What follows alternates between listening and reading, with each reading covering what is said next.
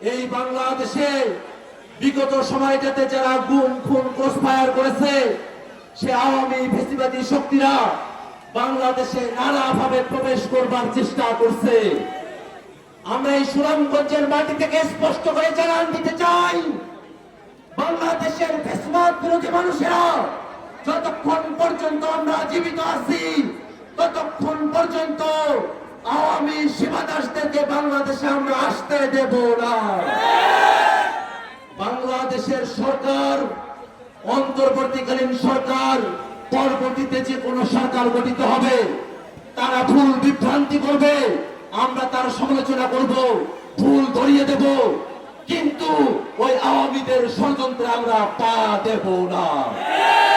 ভাইরা আমার, নতুন বাংলাদেশ গড়তে হলে বাংলাদেশের প্রতিষ্ঠানগুলোকে নতুন করে বিনির্মাণ করতে হবে। বাংলাদেশের সবথেকে বড় সংকট, বাংলাদেশের রাষ্ট্রীয় প্রতিষ্ঠানগুলোতে দলীয় নিয়োগের সংকট।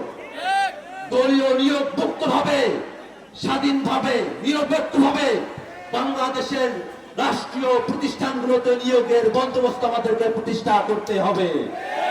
বাংলাদেশে অবকাঠামোগত উন্নয়নের কথা বলে হাজার হাজার লাখ লাখ কোটি টাকা বিদেশে পাচার করা হয়েছে।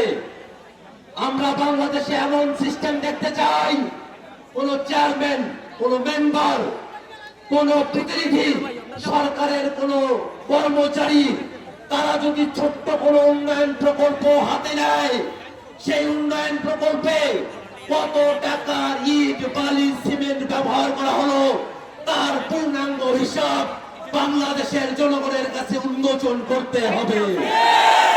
বালিশকাণ্ডের বাংলাদেশ আমরা আর দেখতে চাই না।